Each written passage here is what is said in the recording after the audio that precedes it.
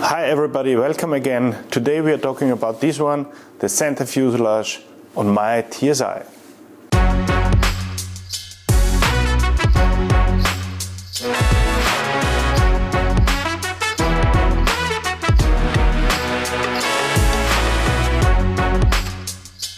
So I'm trying a new video style here. We have worked so much in the last few months, so we have hours and hours of videos, and the time-lapse videos is just endless. I've tried it. I have half an hour of time-lapse videos, so this doesn't make sense. Even I don't want to look all these videos again. So maybe this is a better way to go through what we have done and what we've made and what problems we have faced. So this is our new style. In the last episode we were building the rear fuselage, and maybe you have noticed in the background when we were riveting the side skins on the rear fuselage, my partner Anita and my dad started clicking the center fuselage. We have learned our lessons from the rear fuselage. We have tried to clicko all the way as long as possible, only with clickers without riveting, so that we can see which part goes first and which part comes afterwards. And this was quite successful. Anita and my dad solved this 3D puzzle. There are a lot of parts coming together, and it's really important which order you have for the parts. So we started here with the rear part of the center fuselage. This is quite okay. This was not a big challenge. Just be careful which rib goes to which direction. We also used the bottom skin to check the alignment, so everything lines up and everything is perfect. So this is quite okay and quite easy going. Don't forget to install the bracket for the autopilot here. So all the other parts are just straightforward. These ribs gave us a little bit of challenge because this is a little bit too long for the ribs. In my opinion. So these were curved like bananas when we tried to install them, but in the end everything came out quite well. So these were a little bit of difficult. As you can see here, we have installed all these rivets from the inside of the gear leg channel. So the gear leg is inside here, and there is a little bit of space between this channel and the gear leg, but I wanted to come the rivets in this direction so that the rivet will not interfere or scrub or rub on the leg. As you can see from the inside, this is not there's not a lot of space in here, so it was better for me to install those from the inside to the outside. Of course, you need a hand riveting tool. The Milwaukee will not fit under this here. Next step was to build the front part here. This was really easy going and great fun to build this.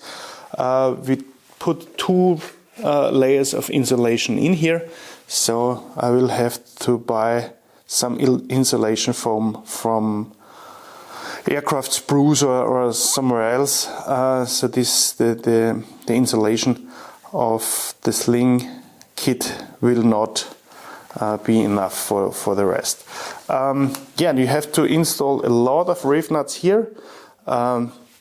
Take care, this one is to put in later, but this is really easy going and an easy part. Also the two halves together are really easy. Also here you can see the rudder pedals. Also this installation was really easy. Everything came together quite well. I have also installed all the eye bolts, and check out, there is a service bulletin out there for all the eyebolts. So check if you have all the right eyebolts before you install it, and install the eyebolts and fasten everything together before you install all this in your build. The next step was to join the front part and the rear part of the fuselage. So this is from the underside, of course, with these rivets in the main carry through part. So this is the part, the spar, where the main wing will hold in. So these are the screws where the wing will be attached into the plane on a later state. So this is a critical part. And these are stainless steels. These are steel rivets. So you have to protect them with corrosion protection. And I was really lucky. I found another builder in Europe, in Frankfurt, and he sent me some Corosion. This is the Corosion. This is really cool stuff. It's used by Boeing industry. I hope not for the doors. And it fills every single little gap in here. So I have 5 cans of those, so we decided to protect the rest of the plane. And also the rear fuselage, you can see we have applied Corosion on all surfaces which are attached to another, and we have attached Corosion to all the rivets from the inside. So everything here is absolutely corrosion protected.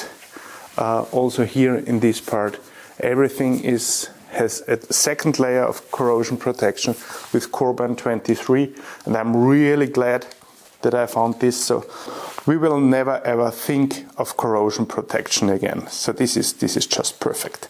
You can see here what we have also done on this stage of the build, and I'm really happy about it. We have filled up the rivets with epoxy. So we could do this while the fuselage was laying on the side. So of course, if you work on the bottom of the skin, you can tilt up all the plane and lay it to the side. Of course, be careful so this is not bending in any direction when it's tilted up. But it's really cool to work like this. And of course, we filled all the rivets on the bottom side. I think it's not really a nice job to lay under the plane when it's all built and fill up all the rivets. One more word for the rivets to the main carry through spar. All those rivets they aligned just perfect. It was really amazing. You must not match drill here. So this is really not good to match drill this spar, because it's the main structure of the airplane, and it's really important not to match drill here, and everything lined up really perfect here. So this was great fun at this stage. Yeah, so we made the rear part and the front part, and then we started with the jig. So I wanted to build the jig as soon as possible so that everything gets stable here at this time and this stage of the build. Underneath here there are 4 rivets on each side, which also come from inside to the outside. And also this part here, the side parts, they give you a little bit of stiffness and bring all the parts together nicely. We have also fully installed the landing legs. So these are the bolts for the landing legs. And on the other side it's like this. These are the nuts for the landing leg bolts, and there's also a rod in here, so a tube. So this bolt goes through this tube and it was easy to install this on this stage. When we joined these parts together, we also installed the bottom floor in the center part. If you watch Evan's video, this is a possibility to do that, but it's getting a little bit more difficult when you join the rear fuselage with the center fuselage. Here are a few rivets down in here and on the other side and down in here, which are really difficult to reach when you have installed this bottom skin. So this would be easier from the underside to reach those rivets, and also to install this tube. Maybe it's easier if you can reach in here from underneath. I knew I will reach those, so we installed the bottom skin at this stage, also on this side. Also, you have to check out here the skin of the rear fuselage, the outside skin of the rear fuselage goes underneath of this skin. So you have to, when you're joining these parts together, you have to make sure that this skin is underneath of this one. It's a little bit more difficult in these special parts here, but all in all, I think it's easier to install the bottom skin also at this stage of the build.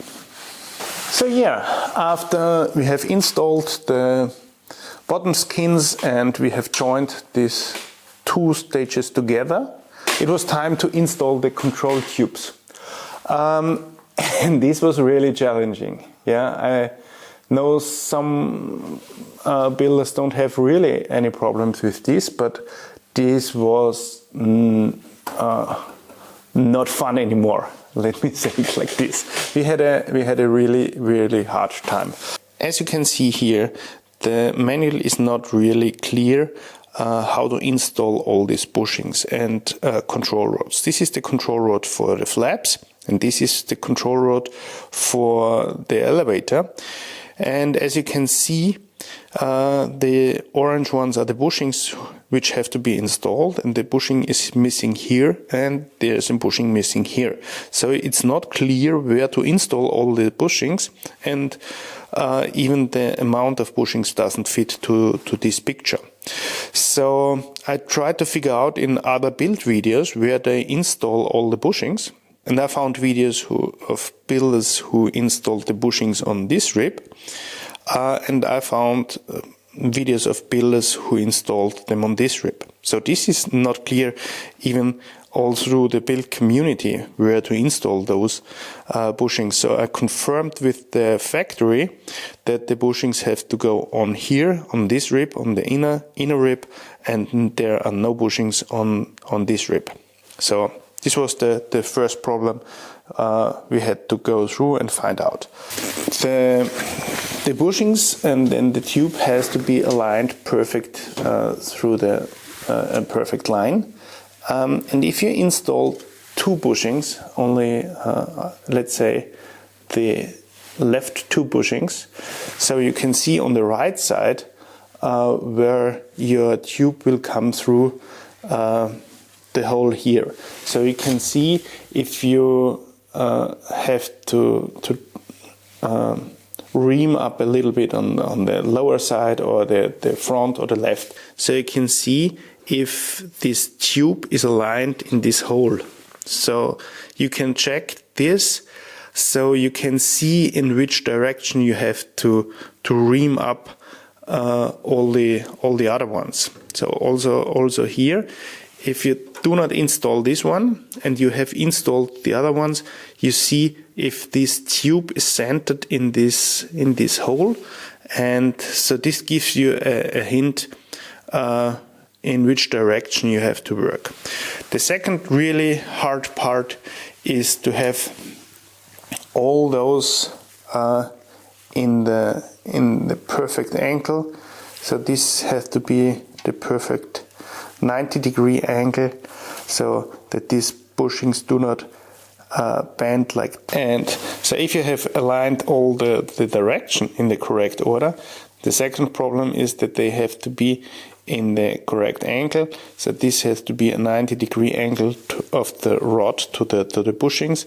If they are slightly in a different angle, they will block the free movement. So this is the way we have worked all those through, so that we have the perfect alignment of all these parts. Also here is a elevated torque tube. The problem is if you install them these parts here, you give a little bit of bend on the bushings and you have to start over. So I think we have drilled out this part for 3 times or so. And this was really not easy to install all those parts. Installed also the joysticks. This was a little bit easier, but also we had a little bit of problems with those bushings. You have to install those bolts here, and you can see there's not a lot of space. So it's getting really tricky to install all the stuff in here. This here is the flap servo motor. It's easy to install. We have to check, I think this bolt is a little bit too short. I cannot install the needle in here, so I don't know exactly now what to do, but this will be on a later stage. What we have also done, we have already installed all the eye bolts here. You see there are a lot of eye bolts. There are a lot of eye bolts down here, and I don't know how you can install all these eye bolts when you have when you're in your finishing part. These eye bolts are part of the finishing kit, so if you have your side skins on and everything is finished, to install these eye bolts down here is at least challenging, let me say it like this. So I think it's nearly impossible. So I'm really glad we have already installed all these eye bolts, and we have controlled all the eye bolts with the service bulletin. So this is perfect. So, and then we also installed here, only for testing, the luggage floor. This is giving a little bit of stiffness to the whole build. So there are some channels down here, and of course you in the manual it says you have to measure how high to level up your rear fuselage, so it connects good together. But of course there is a little bit of it's not that clear, and this part here gives a little bit of strength to the level of the rear fuselage. For me, absolute must-have on this stage of the build is some hand rivet tools. Be sure that they are really small, so maybe with a different angle. So sometimes you have to really need those tools, and really important for this stage of the build is this little thing, this little helper. It's really narrow, and you have to pull rivets at some nearly impossible positions. So this one will really help you. It's a little anchor, so if you want to pull these rivets not straight up, so you have to put those in another direction like this. So this will help you that the force to the rivets is normal to the surface, and the rivet gun can bend a little bit to the side. So maybe like this.